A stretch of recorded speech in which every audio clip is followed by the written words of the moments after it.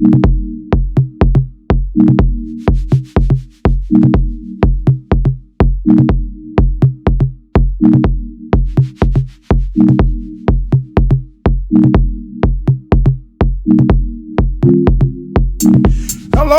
and welcome to the most hated show in the black corner of the internet. I'm your host, the whiteologist, Mr. Blows Your Minds, and this is Black Minds News. Black Minds News channel is to report, articulate, insinuate, transmit, relate, unveil, decode, spread the news, whether by news, video, websites, or quotes from publication. As I articulate these information, I ask that the creator of the universe be here, heart, soul, mind, and spirit. Because why? The truth don't need no partner. As a descendant of the greatest people who created this land that you call the United States, we, the biological descendant and bloodline and historical people of the people that we call ourselves BADOS, Black American descendant of slaves. Some say Black African descendant of slaves.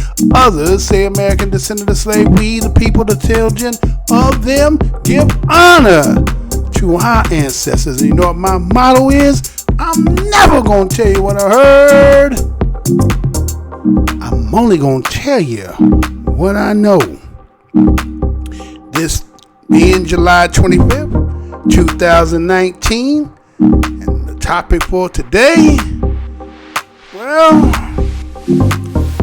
you know, a lot of times when you hear people talking, they always talk about some of the history and about the atrocities that are laid upon BADOS and ADOS. And a lot of times they make reference to the fact that when we try to build ourselves economically and it's been destroyed, one reference has always been the Tuskegee, Oklahoma, right? The Oklahoma City, right? And how they destroyed a black thriving metropolis. But maybe you never heard of this story, right?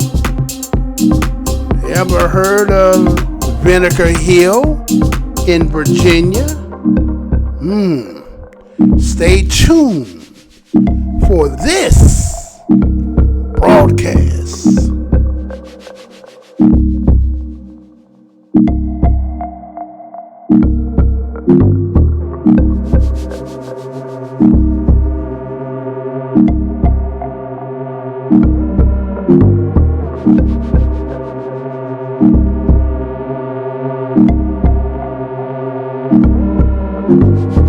Hey, how's y'all doing? This is your host, Mr. Blows Your Minds, coming with another Black Minds News production. Today's date is July 25th, 2019. First and foremost, I want to say what's good to my subscribers and new ones. You do a lot of notifications is being blocked now. Not getting anything now. So you're doing too much, Mr. Blows Your Mind. You really trying to fight. I'm trying to get that check. You understand what I'm saying?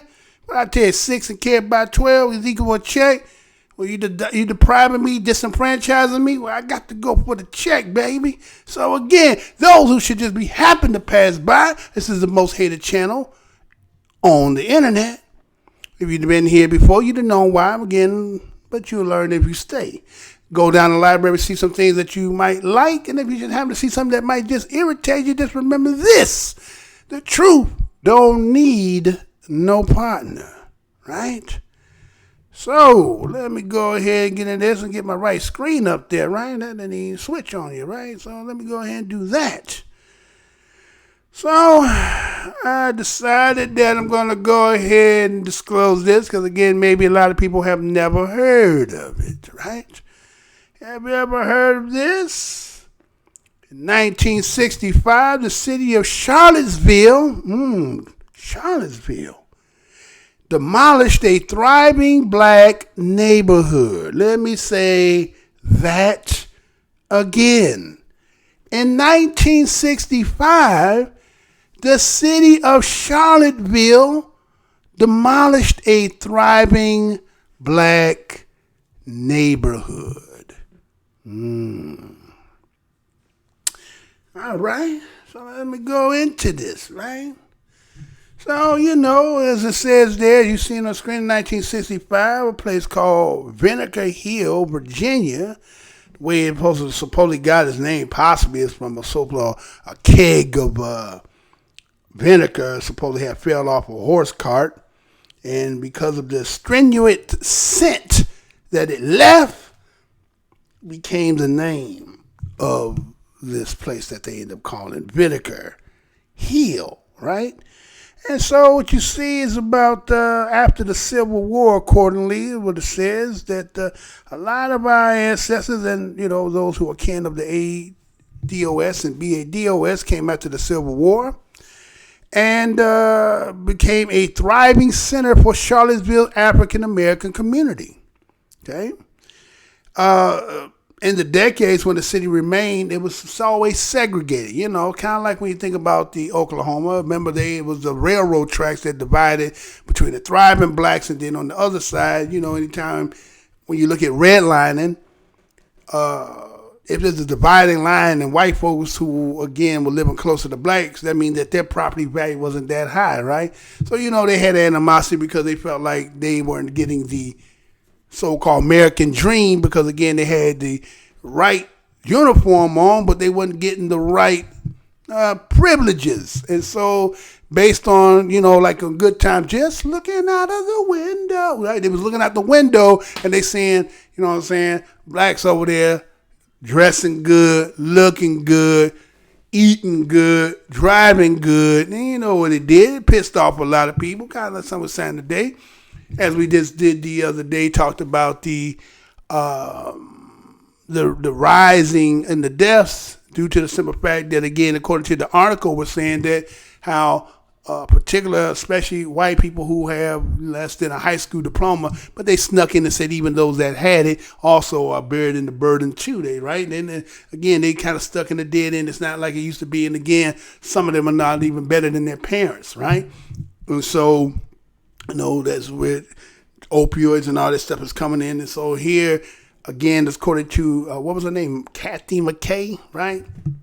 When she talked about that the expectations of a lot of white folks, and because they can't meet the expectations, and because they've always had a privilege in this land, they're in a reach, you know, they done peaked. They done did their peak. You know what I'm saying? You know, what they say, what goes up must come down. I'm going to say it again. What goes up must come down. So you can only stay high for so long, even if you know you do drugs, right? You get high, you only going to stay high for so long, right? And then you're going to come down back to reality. And so people who always been at the bottom and struggling, had all kind of obstacles and glass ceilings, you know, as time just constantly chipping. And eventually, you know how it goes. Eventually, you get a breakthrough. And so maybe that's what some people may be looking at, but we as a people not really looking at it as a breakthrough. We're just saying we're just trying to do something again because of the condition we've always been in. Now, again, they can always dangle a couple people in front of us and try to say, see, look, they're doing, why you always trying to act like everybody? No, there's a reason why they do that. And we understand, and we, you know, they say trails of money. But you trail the background, you might find out how they got into positions, right? So anyway, so in this particular sense, again, being segregated, being Vinegar Hill, and so it served the needs for the Charlottesville black community and white customers. Because again, you know what I'm saying, black people was considered and made to be a consumer, right? Consumer nations, right? We were not supposed to be here business, and we just only be customers, right? And so that's always been beneficial for other people because, again, that's why I was talking about, well, you know, these particular people money go 13 times. These particular people go 8 times. And black people money can't even go at least twice, right? They throw that kind of stat at you, right? And only because, again, you don't have business because, again, you've been locked out, right? And so we see that although many of the structures in the neighborhood were rented, we're talking about, again, Vinegar Hill. And again, you always heard me say, those who are consistent watchers of the show, I talk about that when you talk about ghettos and when you talk about the hood and you see the conditions and the dilapidatedness of these places, yes, black folks reside there. But who owned the properties? Who are the real slumlords? Well, according to Vinegar Hill, it says that even though black people were the ones who were renting the community, but they were owned by white people. The owners of the property were white. So again, when we look at these systems, going back and look at the dilapidated places, black folks didn't own them. They rented, but they didn't own. So, but yet we had the stigmatization that we didn't take care. We made it look that people who own the property didn't invest no money into it because of the way that it was already designed, that when you understand real estate, why would you put money into something that couldn't get no value? So just what that is part of the game of real estate, it allowed people to be able to get away with that kind of, you know what I'm saying? So we lived like that. So in the case here, the same thing here. Most of the people that were renting were blacks, but then there was more than a quarter of the homes and businesses properties were owned by black. Again, I say that a quarter, so that's 25%, right? 25% of Vinegar Hill during this particular time were owned by black people. We're talking about homes and businesses, right? So around about 1965, what you end up seeing is that the entire neighborhood was raised. And what they mean by raised, they mean they went in there kind of, loose and tore it up and all that, right? Part of some kind of, the word they use, urban renewal plan, right? That was supposedly had been initiated about 14 years prior, about the 1950s. And it was about one church and 30 businesses and about 158 families were displaced. I'll say that again. The one church is probably the church that the whole, community went to. 30 businesses.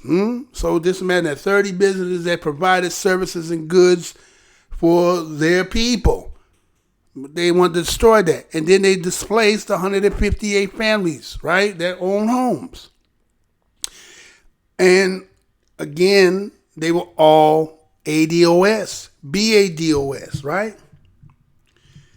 And then accordingly, it talks about like 600 community members were moved into what they call Fair Haven Public Housing Complex. So what the consolation prize for me taking your home and your business is we're going to build this complex, housing complex for you, and y'all can move in there, right? Right? So here was families who had once lived in standalone houses, now was residing in these multi-family complexes.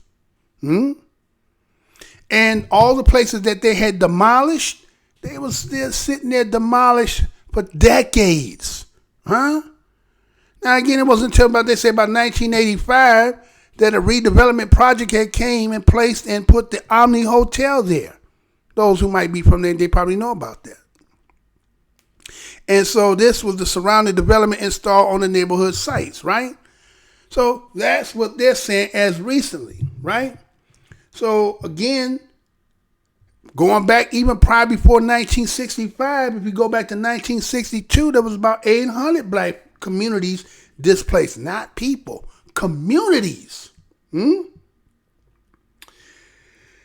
so again, with this kind of history, you know how they say never forget. See, some people think economically if you get stable and build and thrive and, say we're only going to deal with us, remember just looking out the window is somewhere around the corner.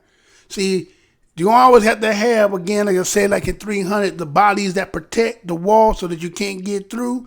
They got to keep them somewhere in the vicinity of you, and them that's just a reminder. And when they see you thriving, that don't do nothing but pisses them off. And so that's what happened here in Vinegar Hill, Virginia, in 1965. That they went and came in and with bulldozers, right? And just demolished. Said they had, if I'm not mistaken, I think it said that they gave them like 24 hours. They gave them 24 hours to get out of town. You heard that before. Get your ass out of town, Nick. Huh? You done heard that before, right? And so it just said that it talks about that in 1964 it was announced that the entire neighborhood would be razed. And so what happens is the people, again, think about this. People of that time were prominent. People who had influence, affluence, right? But yet when they sat down to have these meetings in it, they didn't allow them to be participants in it, right? Because they put a hefty poll tax on them so that they wouldn't allow them to be able to be participants in it. And so there was newspapers of that time that read that Vinegar Hill is related closely to the rest of the downtown Charlottesville area, which seriously needs room for expansion. So what it was is that they decided that Vinegar Hill was kind of like, if you know anything about Chicago and how Cabrini Green used to be down in the Gold Coast area, somebody realized, wait a minute, you know, we got the damn project sitting right down here in the middle of the heart of all this money.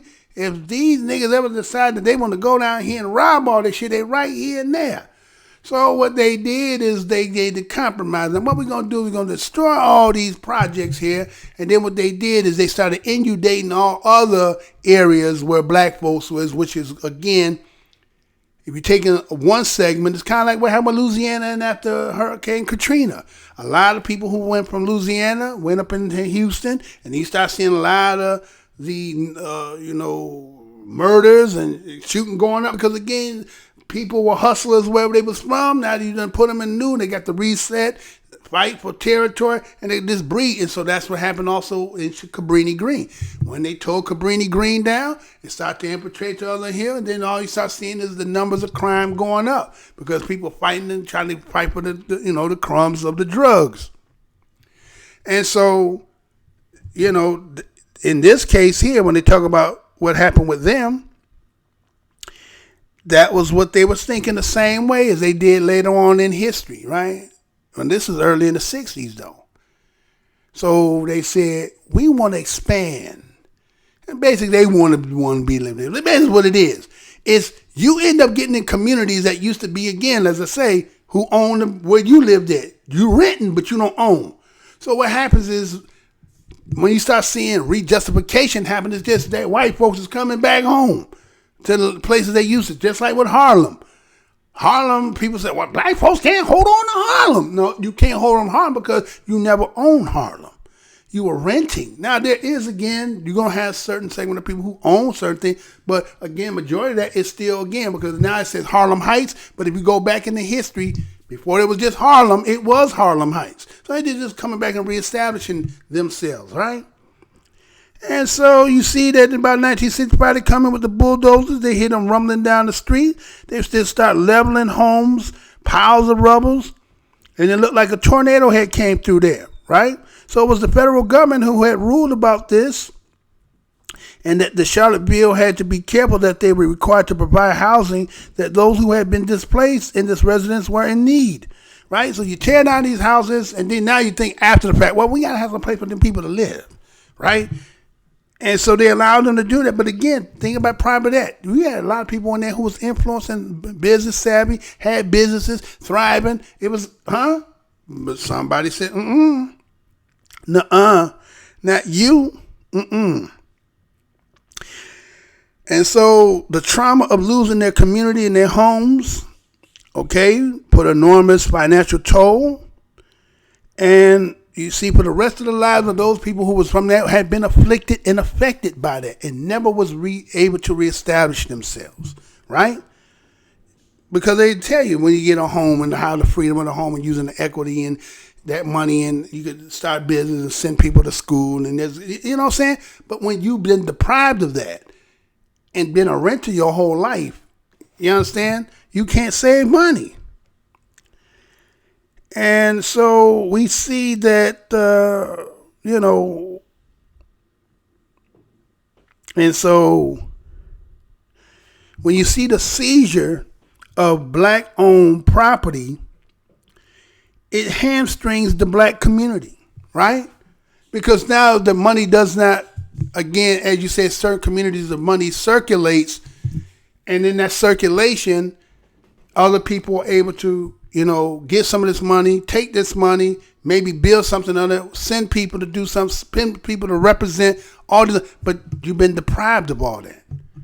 You know what I'm saying? We've been deprived of all this. And people act as if like, because we talk about this, this is the worst thing that could ever be said. But the truth of the matter is, no, it's not. And it's things that we have to, again, as Jews say, never forget. We have to be the same way. We can't forget about all the things that took place with us as well, right? And this is one of them. Because, again, I hear a lot of people talk about the Oklahoma City bombing. But they also did Vinegar Hill in Charlottesville. And now we see why there was so much about Charlottesville when he was talking about that situation. It's due to the simple fact that Charlottesville used to be a black thriving residency where black folks resided at, right? And so a lot of people was arguing the fact that the real reason for Vinegar Hill being raised is due to the fact that the traffic between downtown and, again, it was also close to the University of Virginia, right? And they wanted to have that. They did not want to have this thriving black, accessible to downtown, university, all this. They felt like this should have been theirs. And that's what they did. They wouldn't go ahead and they ravaged it and destroyed it. And, you know, this has been the history. But again, a lot of people don't want to talk about that particular part of history because they feel like you playing the race card. But again, it's not about playing the race card. Tell me and say that didn't happen. Tell me this is not real. Then you can start saying, oh, you're racist. No. Did this not, or did it did happen, or did you know it, did you didn't care? It don't matter. But again, it's more about just, again, teaching and talking about certain aspects with us and those who might just be hearing. But again, this did happen in 1965, and it is called Vinegar Hill in Virginia, in Charlottesville, right? So that may be something for somebody who might not have not to go do your research to find out even more. But I just want to light the wick to get you to have a spot so that you can do some other stuff for your own self. Again, this is Black Minds News coming with another news production. Until the next show, y'all, you know how we got to get out of here and do. Right? It wouldn't be right, right? It wouldn't be right if we didn't do it the right way. So again, I want to say first and foremost, peace, love, and thanks to everybody who's go ahead and participate by listening. Comment, like, subscribe, share, even this. I mean, if you want to, you against it, you're entitled to that. It's EEOC. Everything is fine over here. But again, like I say, lay your card down and then come on back and say, okay, why you think this is full of shit if that's what you believe. So to the next show, peace, love, and all that good stuff. And again, brother, I know you about trying to get stuff. I think I'm just going to try to slow that up, try to get back to the live show, and then I can implement it back during the live if everything's going accordingly, right? Until then, peace, love, and universal nod to each and every one. One love.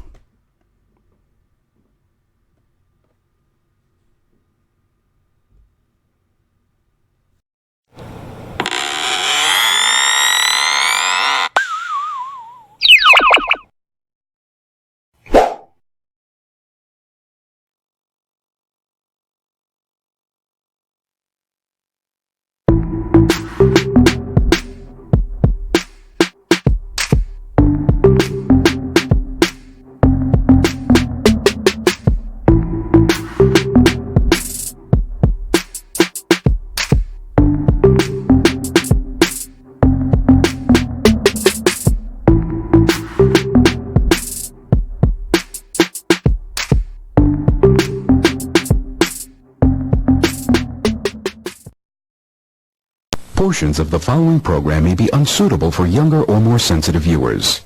Viewer discretion is advised.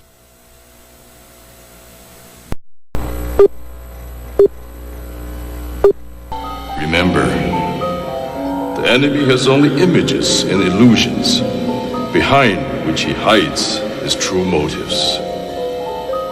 Destroy the image, and you will break the enemy. I'm here to tell you tonight that the businessmen, the mayor of this city, the police commissioner of this city, and everybody in the white power structure of this city must take a responsibility for everything. Can you feel it? Can you feel it? Can you feel it? Luther and I, and everyone in this arena tonight, are unified by the same great American values. We're proud of our country. We respect our flag.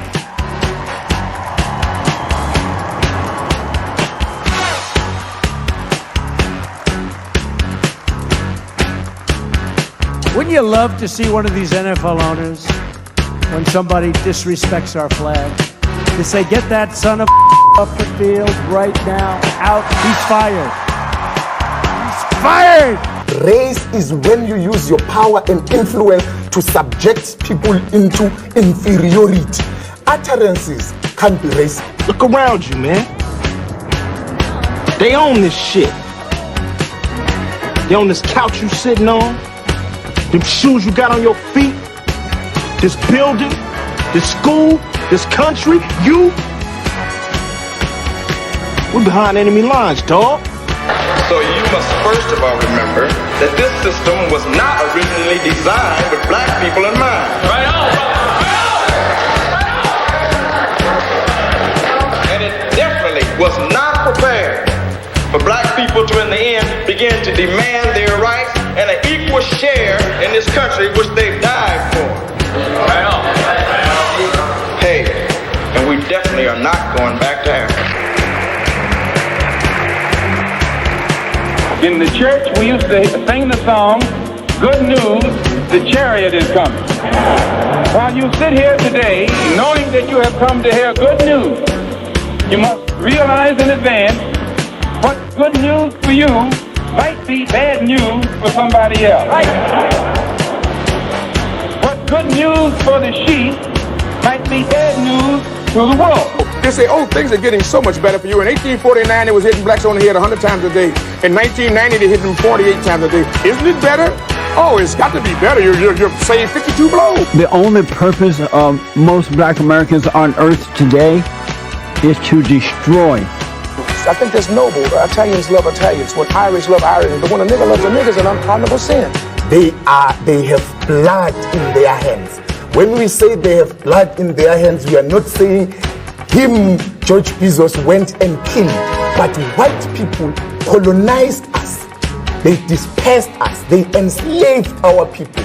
They sucked our economy dry. They are still sucking it dry even today. That's white people. Tony Blair, George Bush, Napoleon Bonaparte, Leopold, Adolf Hitler, Benjamin Netanyahu. All white people, they are the same. They are racist and they are full of hate. I've been waiting for you. You have many questions, and though the process has altered your consciousness, you remain irrevocably human. Ergo, some of my answers you will understand, and some of them you will not. Concordantly, while your first question may be the most pertinent, you may or may not realize it is also the most irrelevant. Why am I here? Our world is coming crumbling down. The coons are coming. You got to understand that white America has an uncanny way of making the victim the victimizer. Excuse me, master, for putting my head in the way of your club. Not that your club is brutalizing my head and putting hickeys on it. My head got in the way of your free swing and broke your shiny stick, and I want to apologize for that. Your life is the sum of a remainder of an unbalanced equation inherent to the programming of the Matrix. You are the eventuality of an anomaly which, despite my sincerest efforts, I have been unable to eliminate from what is otherwise a harmony of mathematical precision. While it remains a burden assiduously avoided, it is not unexpected and thus not beyond a measure of control, which has led you inexorably here. There are more connections in the human body than there are stars in the galaxy. We possess a gigantic network of information to which we have almost no access.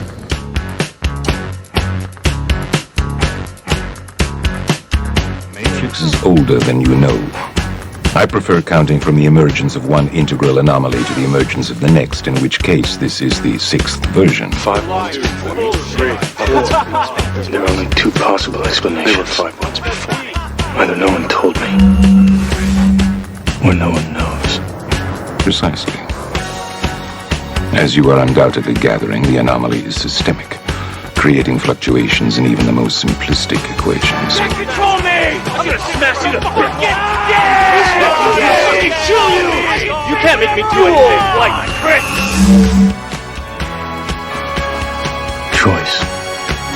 The problem is choice. Let us remember that we are not brutalized because we're Baptists. We're not brutalized because we're Methodists. We're not brutalized because we're Muslims. We're not brutalized because we're Catholics. We're brutalized because we are black people in America. Because white people made him to be what he is.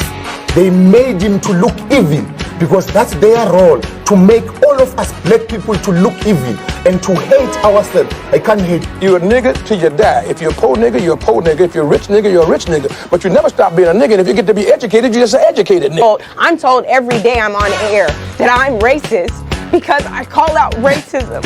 That is maddening to me, and I'm crying about it because it's crazy. So the Honorable Elijah Muhammad is teaching you and I and trying to tell the white man to get this powder keg out of his house. Let the black man separate from his house. Let the black man have his own house. Let the black man have his own land and his own property. I thought the bitch was white! Damn it! I thought the bitch was white! That's true. I think that white people are so guilty, knowing what they've done to black people, that they feel if the deeds were reversed, they would hate the black man if he had done the same thing to them. So it's actually, it reflects a guilt complex on the part of whites when they ask us, do we hate them? And if you notice, Uncle Sam has formed a habit of going all over the world. He calls it the ugly American, or the American image. He thinks that everybody hates him because it's a guilt complex. And if you think that if you are worried about Europeans hating you, and they're your allies and your cousins, well, naturally it would follow for you to think that Negroes in this country would hate you, especially in light of what has been done to black people in this country by white people. Now, check it out. The white ball dominates everything, right? Knocks the shit out the yellow ball, the red ball, right? And the game's over when the white ball drives the black ball completely off the table. But you have to see that all of this is hypocrisy. I love Malcolm. Malcolm called me the Sunday that he died. I was working Basin Street East. He said, "Brother Greg, you coming by today?" And I said, "Malcolm, I love you." And I said, "I love you so much, I don't even want to take a chance to be there." He said, "What do you mean, Brother Greg?" I said, "Well, I close tonight, Sunday night at Basin Street East." And I said, "But I had my wife book me a flight into Chicago at 8 o'clock this morning, and I'm going to Chicago, and I had way beneath my salary booked me into a college about 10 miles from the airport. And I'm going to go there and speak this afternoon, and I'm going to stay there until they tell me you dead. Because I'm not going to let this government get two of us for the price of one. And I'm going to call Adam Clayton Powell when I finish talking to you and beg him not to come there. Because today, the United States government is going to get you.